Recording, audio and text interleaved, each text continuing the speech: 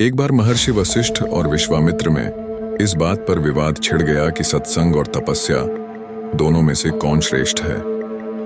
वशिष्ठ जी सत्संग के पक्ष में थे और विश्वामित्र जी को अपनी तपस्या का अभिमान था। जब वाद विवाद का कोई निर्णय नहीं हो सका तो दोनों ने यह निश्चय किया कि किसी तीसरे व्यक्ति से इसका निर्णय कराया जाए। दोनों शेषनाग भगवान के पास चल दिए। दोनों ने अपनी अपनी बात उनके सामने रखी। कहते हैं कि शेषनाग ही हमारी इस पृथ्वी को अपने सिर पर धारण किए हुए हैं। वे कहने लगे, देखो, मेरे सिर पर इस इतनी भारी पृथ्वी का बोझ रखा है। पहले इससे तो मैं हल्का हो जाऊं तभी कुछ निर्णय कर सकूंगा। तुम दोनों में से कोई इस भार को थोड़ी देर के लिए उठा लो तो मैं सोचूं।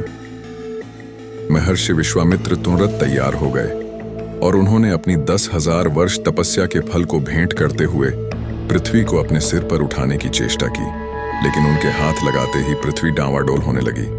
तभी शेषनाग ने उसे संभाल लिया। अब महर्षि वशिष्ठ ने अपने सत्संग के आधे क्षण के फल को समर्पित करते हुए पृथ्वी को उठाने की चेष्टा की और पृथ्वी आसानी से उनके सिर पर ठहर गई। जब कुछ देर बीत गई तो ऋषियों ने कहा, भगवान, आपने हमारे विवाद के विषय में अभी तक कोई निर्णय नहीं दिया।